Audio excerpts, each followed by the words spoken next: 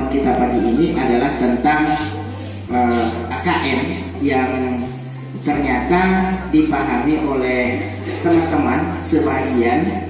AKM ini adalah sesuatu yang bersifat mandiri, tahu berdiri sendiri. Padahal asesmen nasional ini juga sebagian teman-teman memahaminya adalah sebagai pengganti ujian nasional. Ya, jadi asesmen nasional dipahami sebagai pengganti ujian nasional, padahal juga bukan pengganti ujian nasional. Dulu kita pahami. Karena apa? Karena Bapak dan Ibu, kalau ujian nasional dulu itu adalah suatu program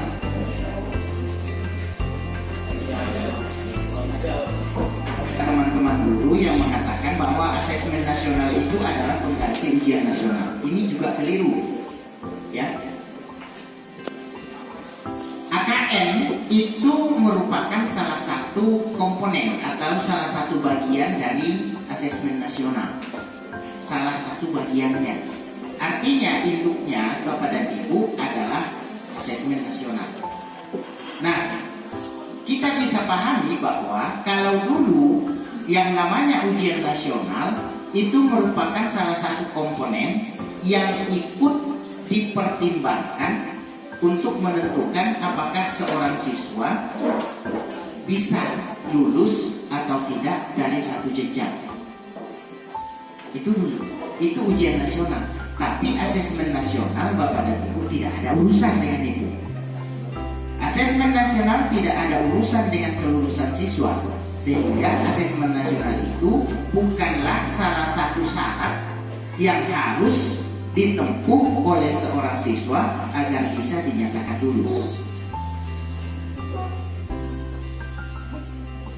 Dari pesertanya pun Bapak dan Ibu, kalau kita lihat untuk asesmen nasional dan ujian nasional berbeda.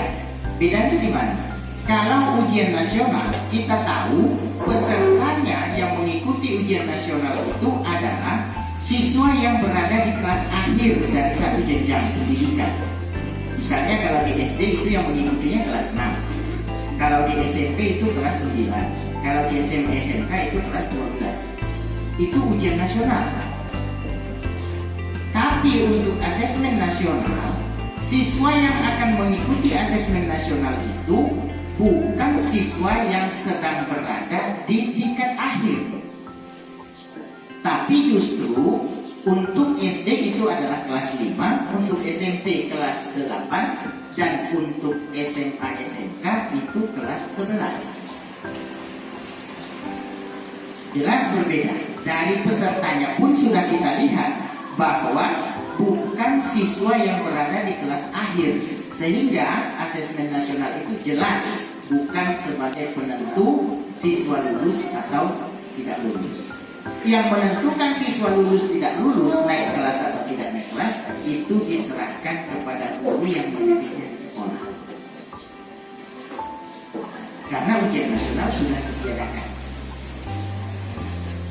Nah, lalu kemudian Bapak dan Ibu, kalau begitu, asesmen nasional ini barang apa? Asesmen nasional ini Bapak dan Ibu terdiri dari 3 komponen. Ya, 3 komponen. Yang pertama adalah ini AKM, asesmen kompetensi minimal. Itu bagian dari asesmen nasional.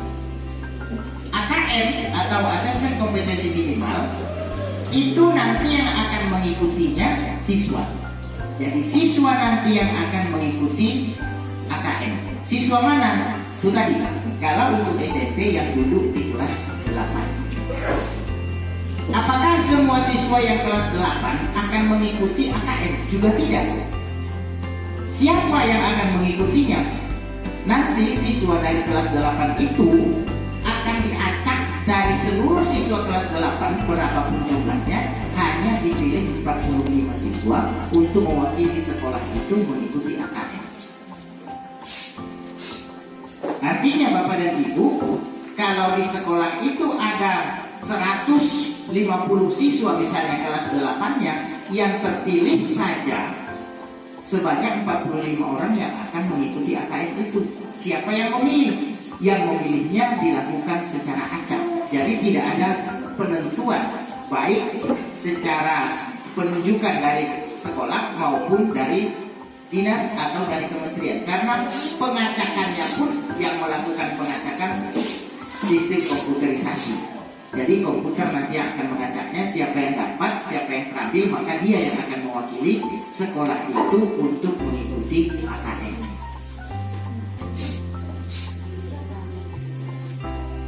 Nah, lalu Bapak dan Ibu, komponen yang kedua dari uji asesmen nasional itu adalah survei karakter.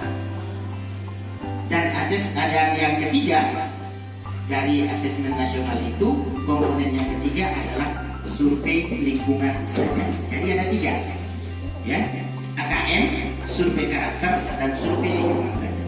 Untuk AKM hanya akan diikuti siswa, tapi untuk survei karakter dan survei lingkungan belajar itu akan dilibatkan tidak hanya siswa, guru dan kepala sekolah pun ikut. Artinya Bapak dan Ibu, asesmen nasional itu tidak hanya siswa, tapi guru dan kepala sekolah pun ikut. Nah, ini tidak pernah terjadi dulu-dulu, tidak ada itu. Di ujian nasional apa pernah kita ikut gurunya ikut-ikutan? Bukan, oleh asesmen nasional di dalam ujian nasional hanya dalam satu hal, yaitu pemetaan. Ini nanti untuk asesmen nasional tidak hanya segi akademik. Segi akademiknya hanya diwakili oleh 45 siswa, sedangkan untuk yang lainnya, survei karakter dan survei lingkungan belajar diikuti oleh guru dan kepala sekolah. Nah, sehingga Bapak dan Ibu nanti harapannya dari beberapa informasi tentang AKM, tentang survei lingkungan belajar, tentang survei karakter, diharapkan nanti Bapak dan Ibu itu menjadi sebuah informasi utuh di kementerian untuk melihat apakah sebuah sekolah atau kemampuan akademik siswanya seperti apa. Nah, informasi itu nanti yang akan dijadikan oleh Kementerian Pendidikan untuk melakukan perbaikan proses pembelajaran. Uniknya, ada karakternya, ada lingkungan belajarnya, maka itu nanti menjadi sebuah informasi yang cukup mewakili bagaimana sih kondisi sekolah itu. Sehingga pemerintah nanti akan mengambil langkah untuk melakukan perbaikan terhadap proses pembelajaran apabila ternyata sekolah itu berada pada level pembelajaran atau mutu yang kurang baik. Nah, ini Bapak dan Ibu yang merupakan salah satu dari fungsi asesmen nasional. Nah, Bapak dan Ibu, kita nanti susahnya di kita ini nanti pada saat siswa kita mengikuti AKM, karena kegiatan akademiknya hanya di AKM itu hanya diwakili 40 siswa. Jadi Bapak dan Ibu, kita tidak bisa memilih-pilih siswa mana yang harus kita persiapkan untuk ikut AKM.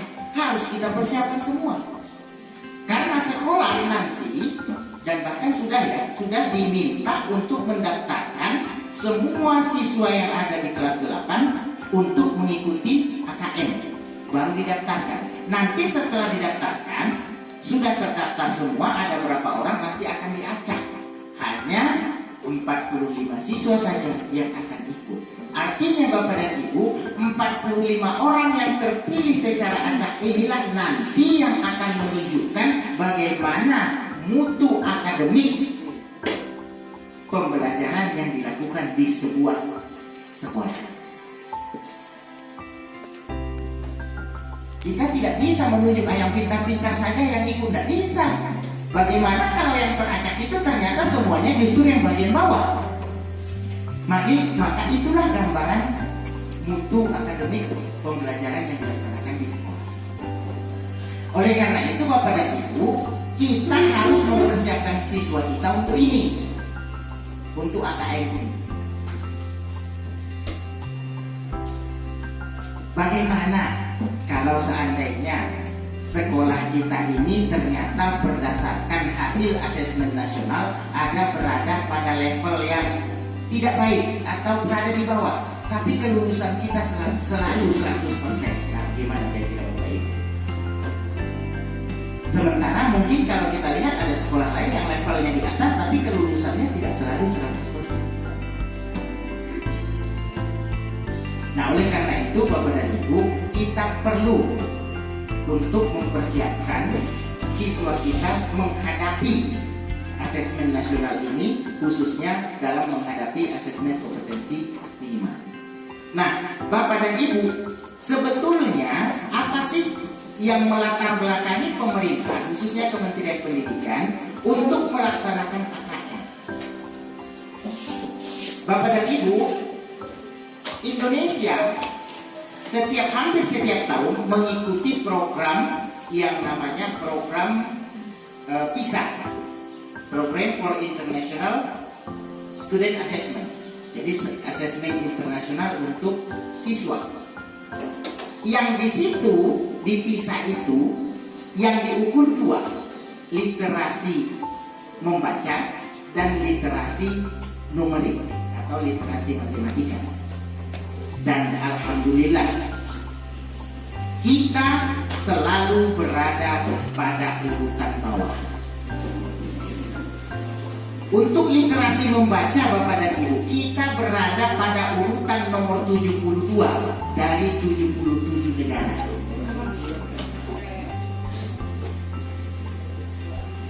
Literasi membaca. Untuk literasi matematiknya, kita berada pada urutan nomor 72 dari 78 negara. Jadi literasi membacanya 72 dari 77, matematikanya 72 dari 78. Artinya kita tetap bertahan.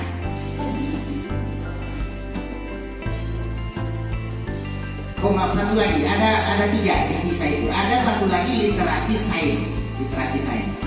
Nah, di literasi sains Indonesia itu berada pada urutan nomor 70 dari 77 negara.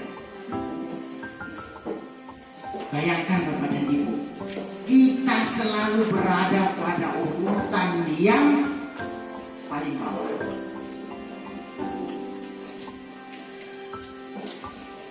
Sehingga Bapak dan Ibu, pemerintah ingin mengubah posisi kita ini.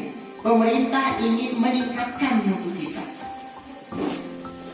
Kalau kita melihat itu sepintas Bapak dan Ibu, bahwa yang diukur itu hanya literasi membaca, literasi numerik, dan literasi sains. Nanti untuk AKM itu baru dua yang akan digunakan, yang akan diukur, hanya literasi membaca dan literasi numerik, belum ke sainsnya. Nanti yang akan kita persiapkan untuk tahun 2021 ini, AKM itu hanya dua hal, literasi membaca dan literasi numerik saja. Dan pemerintah ingin kita bisa naik peringkatnya. Makanya Bapak dan Ibu, pemerintah membuat program yang salah satunya adalah program asesmen nasional yang di dalamnya ada salah satu yang kita sebut asesmen kompetensi minimal. Mengapa yang dua ini Bapak dan Ibu yang harus diukur? Menurut hasil studi, ternyata seseorang kalau sudah literate dalam hal membaca, literate dalam hal matematika, ternyata dia lebih survive untuk belajar yang lain, lebih mampu untuk belajar yang lain, dan dia bisa mengikuti pelajaran-pelajaran lain. Namun Bapak dan Ibu, bagi siswa yang kurang literate membaca dan kurang literate terhadap matematika akan mengalami kesulitan untuk belajar lebih lanjut. Pertanyaannya Bapak dan Ibu, apakah betul siswa kita ini tidak bisa baca? Di DPBR ini ada yang nggak bisa baca? Bisa semua kan? Saya kira di Boy Madan juga bisa semua Bu ya. Di sekolah lain juga bisa. Tapi mengapa begitu ikut dalam asesmen, ternyata kok nggak bisa. Ada apa? Ada apa kira-kira Bapak Ibu? Ternyata siswa kita itu betul bisa membaca, tapi baru bisa mengucapkan saja. Belum mampu untuk menganalisis arti atau makna dari ayat itu. Sehingga Bapak dan Ibu, anak-anak kita ini lancar membaca, tapi begitu kita bertanya apa makna dengan yang dibaca, ternyata banyak yang mengalami kesulitan. Inilah Bapak dan Ibu yang perlu kita ubah, bahwa siswa tidak hanya perlu bisa membaca dengan mengucapkan atau melafalkan kalimat saja, tetapi siswa perlu bisa memaknai apa yang dibacanya.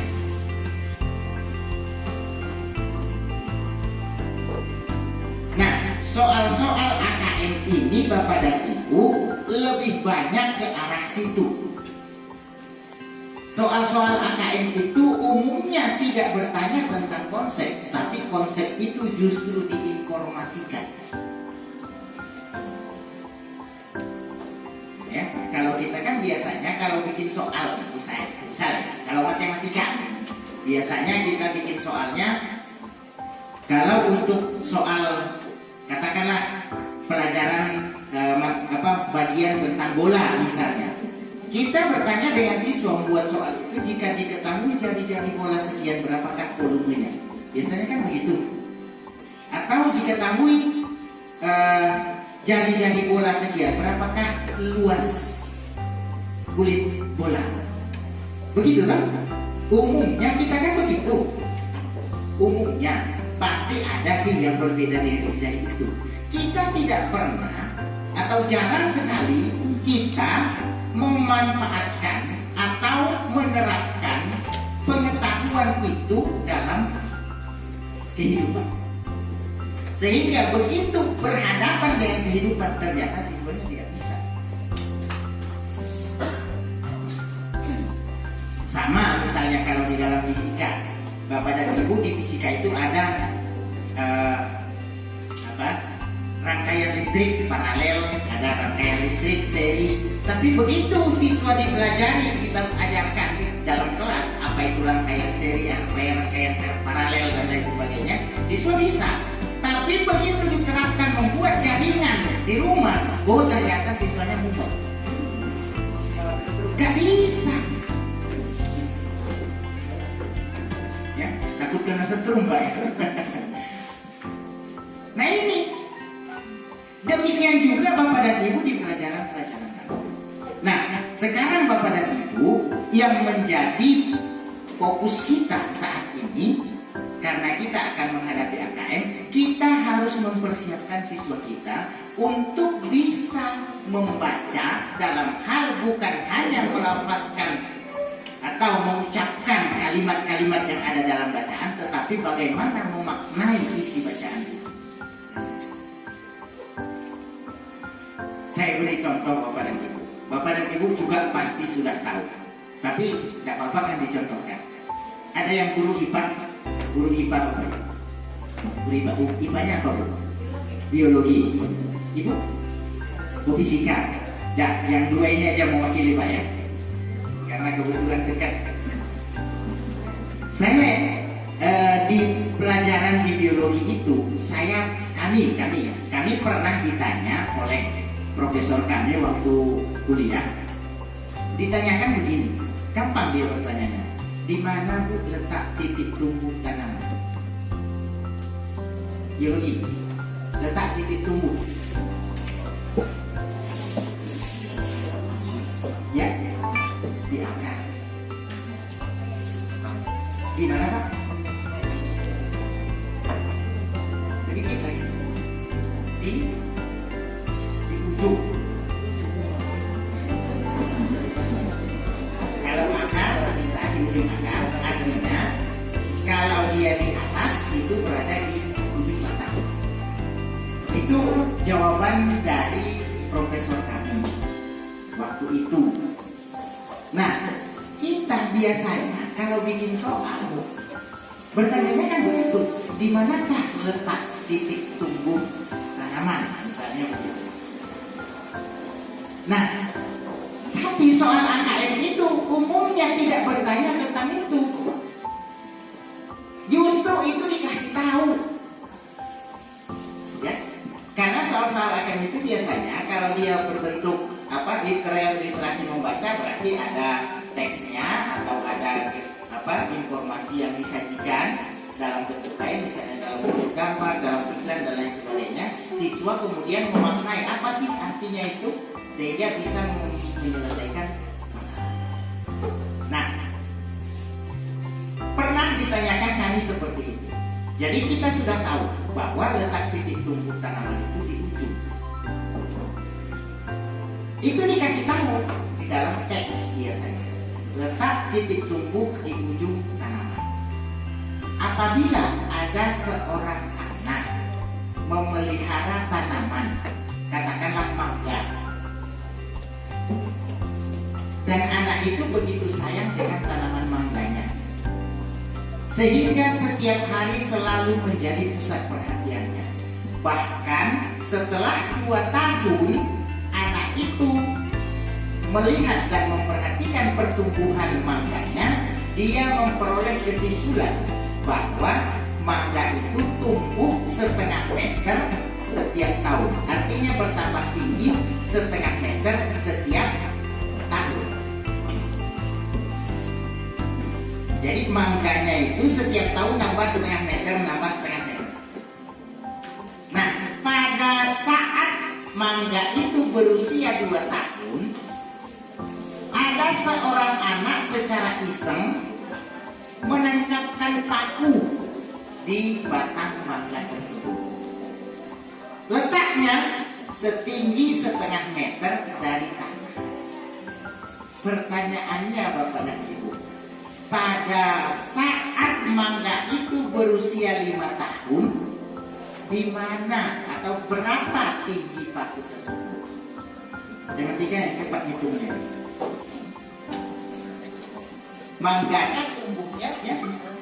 Mangga tumbuhnya 1/2 meter setiap tahun, ditancapkan pada saat umur 2 tahun. Bertanyanya pada saat berumur 5 tahun. Berarti 3 tahun sejak ditancapkan. Berapa tingginya? Tetap. Berapa? Tetap karena Tetap. karena yang tumbuh Bapak ada di Eko atas. menyampaikannya tetap. Yang lain? Ya, jadi tumbuhnya muncul, jadi tetap ya yang tumbuh muncul saja. Ya, boleh Pak Warto. Mungkin atau ada yang setuju dengan Pak Warto, katanya tetap deh. Angkat tangan, kira-kira. Ya, kita hanya ingin melihat kita ini sudah melek atau belum gitu. Ada yang setuju dengan Pak Warto? Bu? Ayo. Atau ada jawaban lain selain tetap?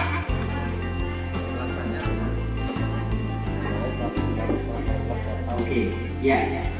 Jadi Ibu setuju dengan Pak Warto, ya? Setuju dengan Pak Warto tetap. Bapak Ibu yang lain? Hah? Gimana?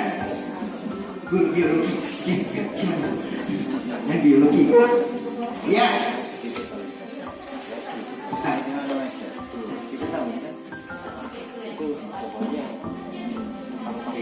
Ya, itu menurut biologi.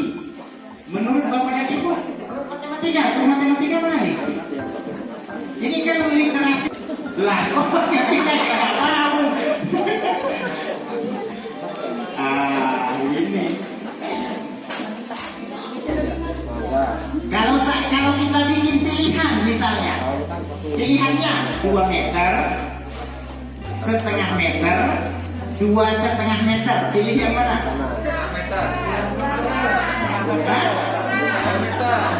1,5. Setengah. Terima kasih Bapak dan Ibu. Terima kasih. Saya nggak mau jawab dah, pada ibu jawab sendiri saja.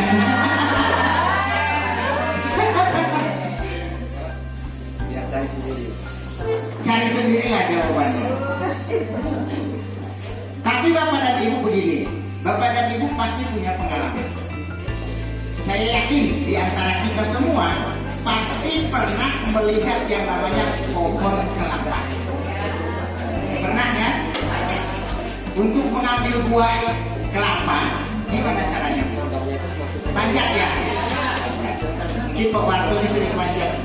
Sering memanjat Pak. Nah, coba bapak dan ibu saat kelapa itu belum begitu tinggi, tapi kita sudah tidak mampu untuk mencapainya dengan berdiri, maka bapak dan ibu usahanya biasanya di batangnya itu dibuat lubang, apa namanya? Ya, pijakan kaki ya, supaya bisa mencapai buah. Lalu bapak dan ibu setahun kemudian ternyata bapak dan ibu tidak sampai lagi. Nambah pijakan. Nambah pijakannya di mana Pak Warto? Di atas Pak. Di atas ya, bukan di bawah. Yang bawah tetap banyak. Yang pijakan yang lama masih di situ ya? Masih ya. Nggak ikut pindah? Ya. Oh, tetap berada di situ. Tapi bapak dan ibu dari awal, bapak dan ibu saya lihat keraguan-raguannya untuk menjawab itu sangat besar. Bahkan, waduh ini ujian apa? Karena di depan Pak Dokter Pak. Nah,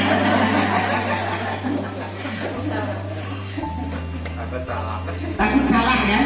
Padahal informasinya sudah jelas. Nah inilah bapak dan ibu kelemahan kita, kelemahan siswa kita itu seperti ini. Kita tidak pernah melatihkan kepada siswa bagaimana memaknai sebuah bacaan. Memaknai sebuah bacaan itu yang tidak pernah kita lakukan. Sehingga bapak dan ibu dari kompetisi internasional, dari asesmen yang dilakukan secara internasional, ternyata kita masih berada pada urutan yang sangat memprihatinkan.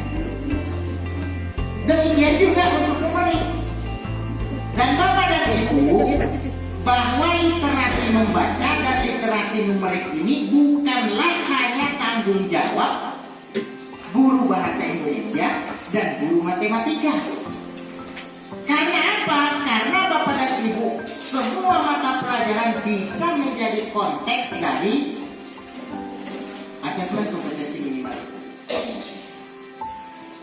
Ya, jadi bisa dalam kehidupan sehari-hari, bisa dalam kehidupan anak, bisa dalam sosial budaya dan sebagainya. Konteks untuk KKN. Jadi kita jangan berpikir bahwa karena ini hanya literasi membaca, maka ini hanya tanggung jawab orang bahasa Indonesia. Tidak, ini merupakan tanggung jawab kita semua. Saya berikan contoh lagi, Bapak Ibu. Untuk guru IPS, khususnya ekonomi, kemudian guru matematika, karena ini literasinya literasi numerik. Tapi untuk IPS, saya yakin bapak dan ibu ini hobi untuk berbelajar. Dan kalau saya lihat dari wajahnya ini wajah-wajah yang kemarin kamu otomatis.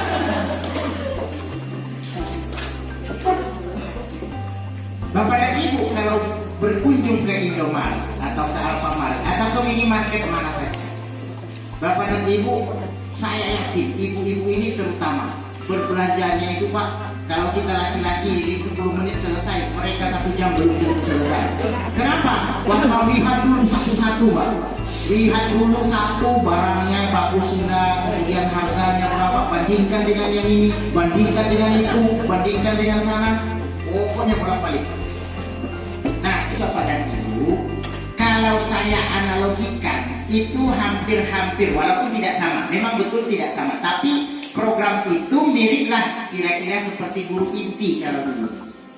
Artinya bapak dan ibu nanti di guru penggerak ini kalau kita daftar, kita ikut seleksi, lulus, maka bapak dan ibu nanti akan mendapatkan pelatihan-pelatihan, akan mendapatkan pendampingan untuk mendidik bapak dan ibu sampai dinyatakan lulus dan mapan untuk menjadi seorang guru penggerak. Nah, Bapak dan Ibu nanti akan diundang kemana-mana untuk pelatihan. Biasanya enak Bapak dan Ibu diundang kemana-mana, diundang ke sana, dan semua difasilitasi. Transport dibayar, penginapan dibayar, makan dibayar, semuanya difasilitasi oleh pemerintah. Nah, Bapak dan Ibu, untuk guru penggerak ini, Bapak dan Ibu bisa daftar di web Sekolah Penggerak. Nama webnya Sekolah Penggerak. Nah, nanti di situ ada sebuah menu yang fungsinya untuk mendaftar menjadi guru penggerak. Bapak dan Ibu, untuk Kabupaten Oku Timur itu sudah dibuka sebenarnya sampai bulan Desember yang lalu. Tapi Bapak dan Ibu ternyata masih banyak yang di antara guru-guru kita yang tidak daftar.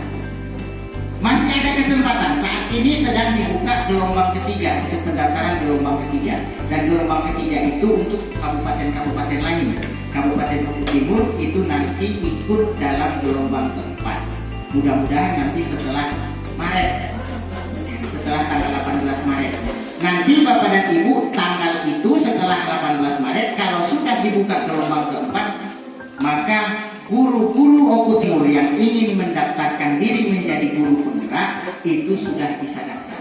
Nanti tesnya itu dilaksanakan di bulan Agustus. Tidak ada ruginya Bapak dan Ibu untuk ikut guru penggerak. Tidak ada ruginya, saya pastikan tidak ada ruginya. Ya, Bapak dan Ibu, kalau takut, malu, kalau daftar nanti tidak lulus, daftarnya diam-diam. Daftar dari kamar mandi, nggak ada yang tahu. Ya, nanti tes diam-diam. Jadi nggak akan ada yang tahu. Nggak usah malu Bapak dan Ibu. Apa juga malu. Kalau tidak lulus ya sudah, tidak lulus. Kalau lulus alhamdulillah. Itu saja. Prinsipnya begitu. Yang penting kita berusaha untuk lulus. Ya. Jadi saya minta Bapak dan Ibu, karena saya mendapat informasi dari para pengawas, setelah saya tanya, banyak enggak guru kita yang sudah daftar guru penggerak? Ternyata sangat sedikit. Oleh karena itu, Bapak dan Ibu, melalui kegiatan kita pada hari ini, saya mengajak Bapak dan Ibu untuk ikut mendaftarkan diri menjadi guru penggerak. Ya, siap ya Bapak Ibu ya? Siap. Nah, itu tentang guru penggerak. Nah, ada lagi satu program, yaitu program sekolah penggerak. Kalau tadi guru penggerak itu sasarannya guru, artinya yang direkrut itu guru siapapun yang lulus, maka sekolah penggerak ini hanya beberapa sekolah, hanya beberapa kabupaten yang ikut dalam program ini, yang ditunjuk oleh pemerintah. Di Sumatera Selatan dari 18 kabupaten kota yang ditunjuk untuk pelaksana sekolah penggerak ini hanya 3 kabupaten, dan salah satunya Kabupaten Oku Timur. 2 kabupaten lain mana? Oki dan Banyuasin. Di lain selain itu tidak bisa. Artinya apa? Kalau ada sekolah di kabupaten lain yang ingin mendaftarkan diri menjadi sekolah penggerak, nggak bisa. Karena yang ditunjuk hanya Kabupaten Oku Timur. Dan ini merupakan satu tantangan untuk kita. Nah, untuk sekolah penggerak ini Bapak dan Ibu, itu sudah dilakukan penandatanganan perjanjian kerjasama antara pemerintah Kabupaten Oku Timur dengan Menteri Pendidikan. Sudah dinyatakan bahwa Kabupaten Oku Timur siap menjadi salah satu sekolah penggerak, kabupaten yang melaksanakan sekolah penggerak. Oleh karena itu, kami minta, karena kami berkewajiban untuk menyampaikan kepada Bapak dan Ibu, mensosialisasikan tentang program ini, maka Bapak Kepala Dinas kemarin menyampaikan, termasuk Bapak Bupati menyampaikan, semua sekolah harus ikut daftar. Soal lulus tidak lulus itu nanti urusan nomor 79. Yang penting daftar dulu. Ya. Pendaftarannya nanti dilakukan di laman sekolah penggerak juga. Memang sekarang masih tutup, belum dibuka, karena sekarang masih proses penyelesaian perjanjian kerjasama dengan pemerintah daerah lain. Karena seluruh Indonesia itu dari berapa sekarang kabupaten kota Indonesia? 400-an ya. Itu yang ditunjuk hanya 110 kabupaten, dan salah satunya kita. Nah, oleh karena itu Bapak dan Ibu kita manfaatkan nih. Nanti Bapak dan Ibu kita manfaatkan kesempatan ini untuk menjadi sekolah penggerak. Nanti yang daftar kepala sekolahnya kalau untuk ini. Kalau tadi gurunya, ini kepala sekolah. Nanti kepala sekolahnya yang akan diseleksi. Kalau kepala sekolahnya lulus, maka sekolah yang dipimpinnya nanti akan ditetapkan menjadi sekolah penggerak. Dan semua komponen di sekolah itu tidak hanya kepala sekolahnya, gurunya, muridnya, seluruh stafnya itu nanti akan mendapat pendampingan, akan dibimbing selama 3 tahun program oleh Kementerian Pendidikan supaya tumbuh menjadi sekolah penggerak. Jadi lama programnya, artinya kita ini lama program untuk supaya sampai di situ. Nanti ada intervensi-intervensi, ada program-program yang harus kita lakukan, dan semua itu Bapak dan Ibu akan dibiayai oleh pemerintah. Karena nanti sekolah penggerak yang ditetapkan sebagai sekolah penggerak itu pasti akan mendapatkan tambahan dana untuk pelaksanaan program sekolah penggerak itu, dan semua menjadi sasaran. Artinya kita guru-gurunya juga nanti akan ikut menikmatinya untuk belajar bersama. Ya. Nah, itu nanti setelah ada web untuk pendaftarannya akan saya share. Terakhir Bapak dan Ibu, karena ini sudah jam 9. Karena biasanya kalau kelamaan tentang P3K, pertolongan pertama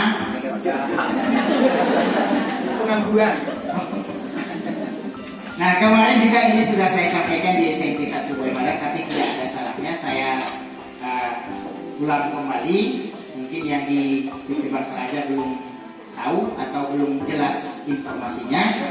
Bapak dan Ibu hampir bisa dipastikan, dan mudah-mudahan bisa dipastikan bahwa penerimaan P3K, pegawai pemerintah dengan perjanjian kerja, itu akan dilaksanakan tahun ini.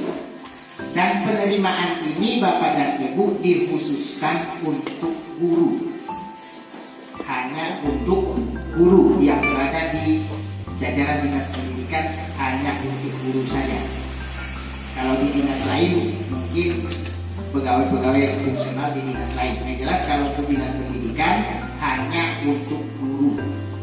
Dan Bapak dan Ibu dipastikan oleh Kementerian Pendidikan bahwa penerimaan P3K tahun ini adalah penerimaan terbesar. Artinya Bapak dan Ibu yang ingin ikut punya peluang yang besar untuk bisa lulus. Ya. Nah, perlu saya sampaikan Bapak dan Ibu, karena ada pemahaman ini P3K ini apa? Bapak dan Ibu, P3K itu dari namanya saja pegawai pemerintah dengan perjanjian kerja. Artinya nanti guru-guru kita yang diangkat melalui mekanisme P3K ini adalah pegawai pemerintah. Berarti mereka ASN. Sama dengan PNS. PNS itu juga ASN. Kalau dulu yang namanya pegawai pemerintah itu hanya satu, PNS saja. Sekarang lahir adik kembarnya P3K. Ya, jadi P3K dan PNS itu dua-duanya sama-sama ASN. Sehingga nanti undang-undangnya juga adalah undang-undang ASN.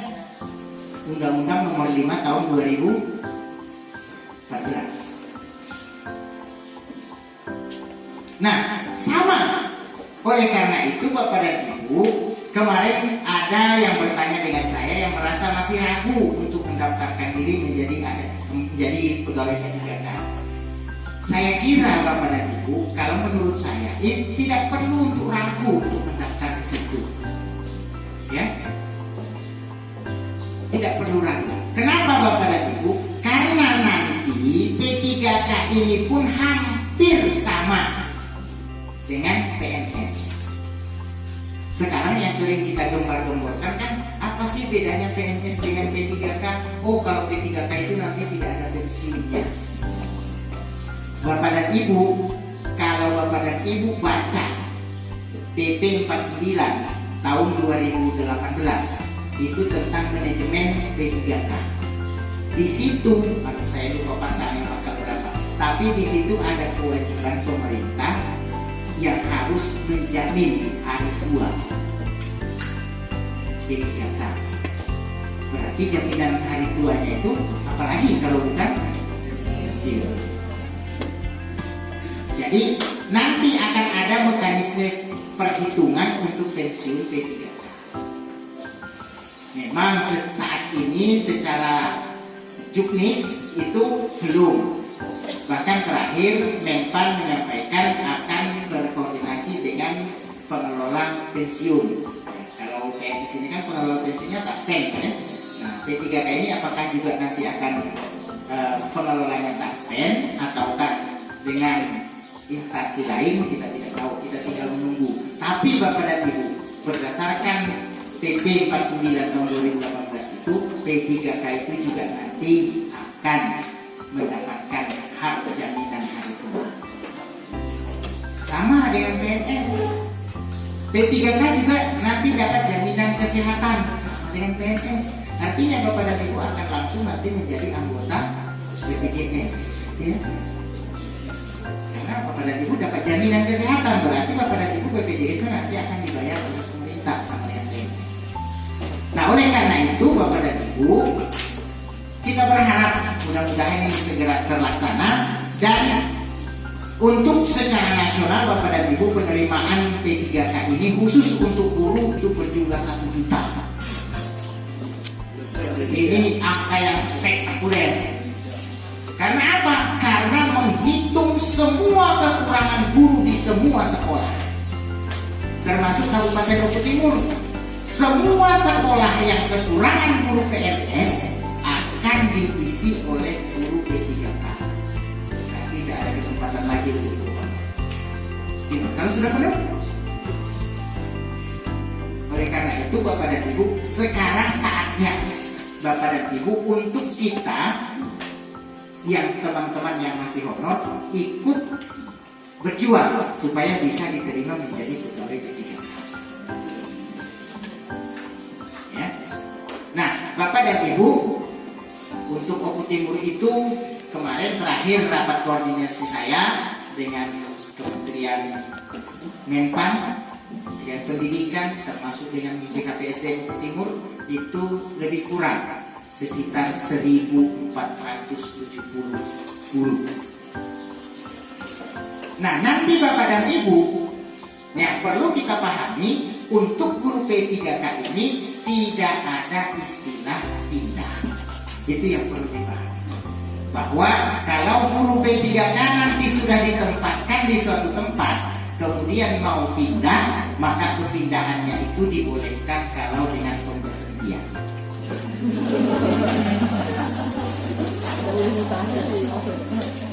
Makanya kami Bapak dan Ibu berpikir untuk pindah.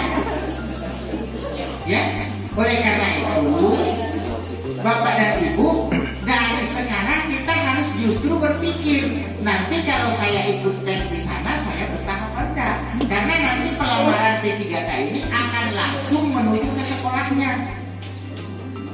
Jadi nanti akan kita buka formasinya, misalnya di SMP 1 BP Bangsa Raja ini kebutuhan guru PNS untuk kebutuhan guru untuk matematika misalnya dibutuhkan 3 orang, yang ada baru 1, maka di sini nanti akan dibuka 2 formasi untuk guru matematika. Siapa yang bisa daftar? Silakan, siapa saja yang bisa daftar di sini. Itu boleh dari sekolah lain, boleh dari sekolah ini juga boleh. Makanya Bapak dan Ibu, carilah tempat yang kira-kira nanti Bapak dan Ibu akan betah untuk berlama-lama di sini. Kan lama. Selama kontrak Bapak dan Ibu tidak boleh pindah. itu berbeda dengan PNS. Kalau PNS kan boleh pindah, Pak. Ya. Tapi kalau dipindahkan juga tidak mau, itu yang susahnya. Dipindahkan tidak mau, Pak. Ya. Kalau pengalaman saya di beberapa sekolah, di sekolah itu sudah penuh. Lalu ditawarkan dengan gurunya, Bu, di sini di sekolah ini sudah penuh. Semua guru yang sejenis dengan ibu sudah banyak, sehingga tidak semua guru dapat kebagian jam untuk 24 jam. Ibu pindah saja di sana, di tempat yang kosong, di Semendawi Timur misalnya. Oh jangan Pak, baik saja Pak.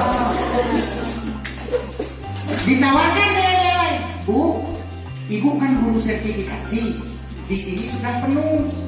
Ibu nanti nggak dapat jam, nggak bisa dibayar sertifikasinya. Ibu pindah saja ke sana ya, ke Semendawi Timur.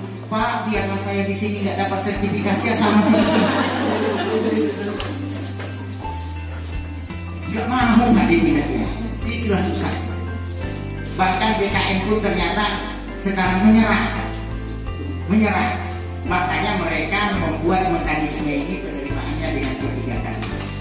Karena P3K ini tidak boleh pindah. Nah, Bapak dan Ibu, pertanyaannya, siapa yang boleh mendaftar untuk menjadi guru P3K? Yang pertama adalah guru-guru honor kita yang sudah terdaftar di Dapodik. Guru honor yang sudah terdaftar di Dapodik. Tapi dengan ada masa catatannya, Bapak dan Ibu. Guru itu sudah melakukan perpal ijazah dan perpal NIK. Ya, jadi sudah melakukan perpal ijazah dan sudah melakukan perpal nomor induk kependudukan. Artinya ijazah itu harus terdaftar dan diakui di Kementerian Pendidikan, khususnya di Dirjen Dikti. Kemudian NIK-nya juga terdaftar di Dinas Kependudukan dan Catatan Sipil atau di Dukcapil. Dan itu verifikasinya sudah ditutup tanggal 31 Desember yang lalu. Artinya Bapak dan Ibu yang belum, ya berarti selamat tinggal dulu. Ya, itu sudah kami berikan surat, sudah kami sebarkan surat untuk melakukan verifikasi itu di bulan Desember yang lalu. Sebelum berakhir bulan Desember masih ada sebulan waktu itu waktunya untuk melakukan verifikasi. Nah, itu, jadi yang pertama adalah memberikan kesempatan kepada guru-guru honor kita yang sudah terdaftar di Dapodik untuk ikut tes. Kemudian yang kedua, memberikan kesempatan ini bagi guru kita yang belum sempat honor, sehingga belum terdaftar di Dapodik, tapi sudah memiliki sertifikat pendidik. Jadi boleh, artinya Bapak dan Ibu suatu saat nanti sertifikat pendidik ini akan menjadi syarat. Sekarang ini belum disyaratkan untuk mengakomodir kawan-kawan kita yang masih honor. Tidak menutup kemungkinan ke belakang hari itu nanti akan menjadi syarat wajib untuk harus bersertifikat. Ya, kita mudah-mudahan kita doakan teman-teman kita yang nanti yang masih honor ikut tes P3K semuanya lulus. Yang ketiga Bapak dan Ibu yang boleh ikut tes itu nanti adalah yang XK2 atau yang dulu masuk kategori 2 sampai hari ini sudah diangkat menjadi PNS maupun P3K. Dan itu daftarnya rasanya sudah ada di BKN. Ya, jadi itu yang boleh ikut tes. Kemudian berapa usia maksimum yang boleh mengikuti tes ini? Sama dengan PNS Bapak dan Ibu, ada batasan usianya. Tidak semua umur boleh ikut tes. Ya. Jadi jangan berpikir semua umur boleh ikut tes. Nah, berapa batasannya? Batasannya Bapak dan Ibu maksimal usianya 59 tahun. Belajar setahun Maksimal 59 tahun. Hah? Oh, minimal Wah, kalau minimal 59 tahun berarti yang boleh tes 60, 70, 80 tahun dong. Maksimal. Ya, jadi paling tinggi maksimal usianya 59 tahun yang boleh ikut.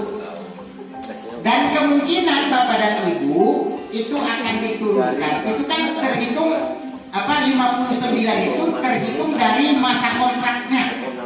Jadi kalau nanti misalnya pengangkatan dilakukan pada tahun ini atau tes dilakukan pada tahun 2021, itu 59 tahun itu maksimum usianya kemungkinan 31 Desember tahun 2021. Ya, 59-nya maksud dia itu mencapai 59 pada tanggal 31 Desember. Kalau usianya itu sekarang sudah 59, nggak mungkin ikut lagi. Karena akan pensiun. Ya. Karena apa? Kemungkinan nanti kontraknya dimulai 1 Januari misalnya. Berarti dia masih ada sisa pas 1 tahun. Setelah selesai itu dia istirahat. Ya. Artinya kalau sudah 59 tahun saat ini itu juga sudah tidak mungkin. Ya, artinya Bapak dan Ibu nanti yang dikatakan 59 tahun itu dia masih berusia 59 tahun pas mulai kontrak. Ya, pas mulai kontrak. Karena Bapak dan Ibu masa kontraknya itu untuk P3K ini nanti bermacam-macam. Ada yang 1 tahun, ada yang 2 tahun, ada 3 tahun, ada 4 tahun, ada 5 tahun, maksimum 5 tahun. Aturannya ada di Permenpan nomor 70 tahun 2020 bahwa maksimum untuk kontrak P3K itu 5 tahun. Lalu pertanyaannya bagaimana kalau sudah selesai 5 tahun? Ya, tergantung usianya. Karena tadi saya katakan tergantung kepada usia. Masih ada usianya berapa? Kalau misalnya ada seseorang misalnya sekarang berusia 58 tahun, lalu ikut tes, lulus, kontraknya dimulai 1 Januari. Ya, berarti ya kontraknya hanya setahun, jangan minta 5 tahun. Setahun saja. Ya. Jadi tergantung sisa usianya. Nah, pertanyaannya, kalau Bapak dan Ibu masih berusia 30 tahun. Nah, itu kan sudah dikontrak 5 tahun habis. Nah, maka Bapak dan Ibu untuk guru kontrak ini nanti karena mereka adalah ASN sama dengan PNS itu nanti ada penilaian. Setiap tahun nanti ada penilaian. Nah, kalau hasil penilaian kinerja guru itu minimal baik, maka yang bersangkutan itu jika dibutuhkan masih boleh diperpanjang, diusulkan perpanjangannya untuk 5 tahun lagi, 10 tahun. Nah, gimana kalau sudah 10 tahun Pak? Kan usianya masih 40 tahun. Pasti itu dikejar-kejar begitu Pak. Bapak dan Ibu menurut aturan yang ada saat ini, Bapak dan Ibu bisa ikut tes kembali. Bisa ikut tes kembali. Ya, itu aturannya yang ada saat ini. Mudah-mudahan siapa tahu nanti berubah aturannya, ya kan? Misalnya nggak usah tes lagi, perpanjang saja. Siapa tahu, ya. Jadi yang kita sampaikan saat ini adalah aturan yang ada saat ini juga. Jelas ya Bapak Ibu ya. Jadi Bapak dan Ibu silakan ya untuk ikut tes. Kemarin ada yang bertanya dengan saya sebelum Bapak dan Ibu tanya, saya jawab dulu. Ada yang bertanya, Pak, saya mau bertanya, bukan untuk saya. Nah, terus untuk siapa Pak? Untuk anak saya. Oh ya, bolehlah. Mewakili anaknya. Anak saya ini Pak sudah honor sekarang. Sudah terdaftar di Dapodikbud. Tidak ada masalah Pak, silakan ikut tes. Oh, bukan itu pertanyaannya Pak. Apa pertanyaannya? Pertanyaannya Pak, saya mau nyuruh anak saya ini ikut tes PNS atau P3K? Nanya dengan saya. Ya? Kok benar tuh? Malah bagaimana? Bapak dan Ibu, dipastikan tahun ini tidak ada penerimaan PNS untuk guru. tahun ini ya, tahun depan nggak tahu. Karena masih ada kajian dari BKN katanya nggak mau lagi dari PNS dulu karena susah untuk memeratakannya, susah membedakan. Ya, tapi kita tidak tahu, siapa tahu itu berubah karena PGRI sudah bersurat ke BKN untuk guru ini tetap ada PNS, ada juga P3K. Nah, ya mudah-mudahan saja nanti dipenuhi ya. Nah, tapi dipastikan untuk tahun ini tidak ada penerimaan guru PNS, adanya hanya penerimaan P3K. Oleh karena itu, saya sampaikan dengan bapaknya, Pak, suruhlah daftar, Pak. Tidak usah berpikir macam-macam. Suruh daftar, kalau dia lulus tes misalnya lalu dia dikontrak, kemudian tiba-tiba tahun depan ada penerimaan PNS. Dia usianya masih di bawah 35 tahun, ikut tes. Boleh? Ya? Jadi boleh ikut tes. Karena apa Bapak dan Ibu kira-kira? Karena mereka ini kan ASN juga, hanya mau pindah kamar saja. Pindah kamar dari P3K ke kamar PNS. Jadi boleh Bapak dan Ibu. Jadi nggak usah ditanya lagi ya. Nanti Bapak Ibu tanya lagi. Nah, kemudian Bapak dan Ibu untuk kesejahteraannya udah 10 Pak. Jadilah untuk kesejahteraannya Bapak dan Ibu, pemerintah menyampaikan bahwa kesejahteraan P3K dengan PNS ini sama. Enggak sama Bu, enggak sama.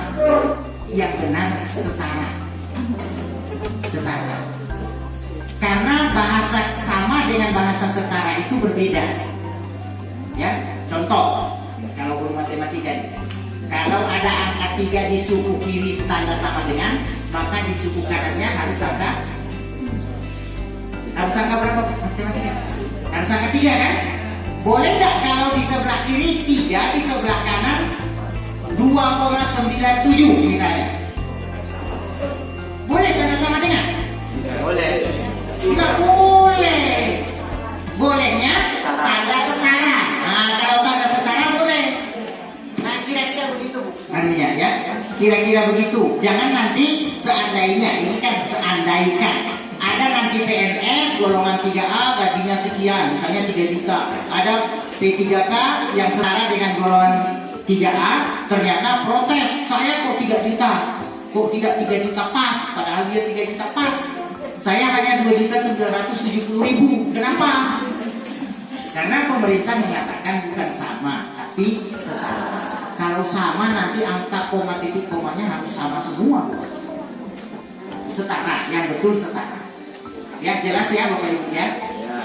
Nah nanti Bapak dan Ibu penggajiannya pun sama dengan PNS. Ada daftarnya. Kita kan ada daftarnya Pak ya. Yang golongan sekian, masa kerja sekian, gajinya sekian. Golongan sekian, masa kerja sekian, golongannya gajinya sekian. Di P3K pun sama. Ada.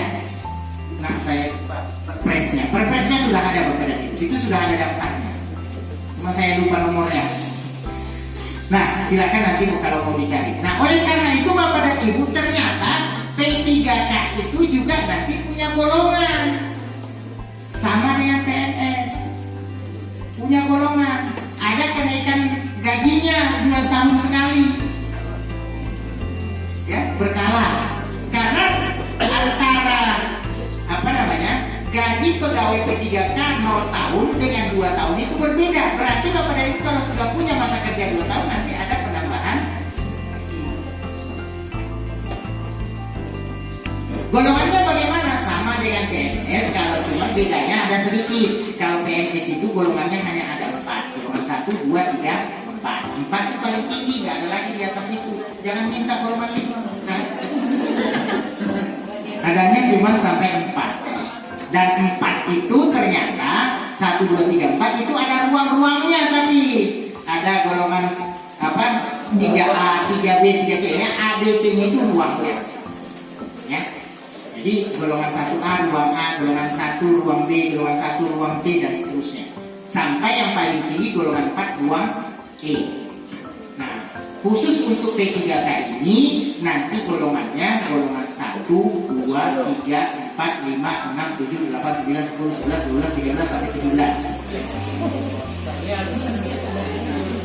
Sampai 17. Jadi nanti Bapak dan Ibu kalau yang ikut tes sekarang ini S1 ya, tes lulus PNS itu golongannya golongan 3A. Nanti Bapak dan Ibu S1 ikut tes P3K lulus golongannya golongan 9. Nanti Pak ada yang golongannya di atas Bapak nanti di sini.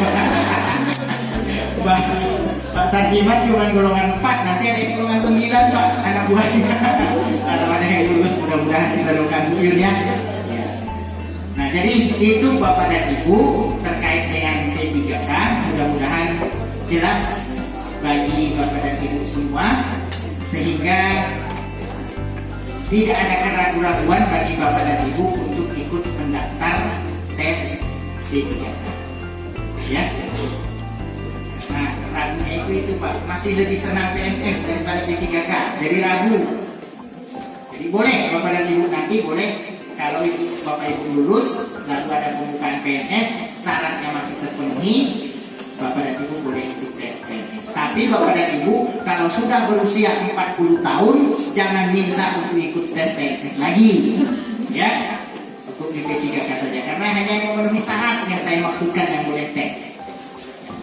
Itu saja, barangkali Bapak dan Ibu tepat tinggal 2 menit lagi setengah 10 karena harus pindah tempat. Mudah-mudahan apa yang saya sampaikan ada manfaatnya untuk kita semua dan bisa kita gunakan kesempatan yang saya sampaikan tadi untuk kita belajar. Ingat Bapak dan Ibu, belajar KKN, belajar ikut menjadi guru penggerak, semuanya ikut daftar. Ya, demikian Bapak dan Ibu yang dapat saya sampaikan. Mohon maaf atas segala kekurangan. Apabila ada yang saya sampaikan tidak berkenan di hati Bapak dan Ibu, saya mohon maaf yang sebesar-besarnya. Billahi taufiq wal hidayah. Wassalamualaikum warahmatullahi wabarakatuh.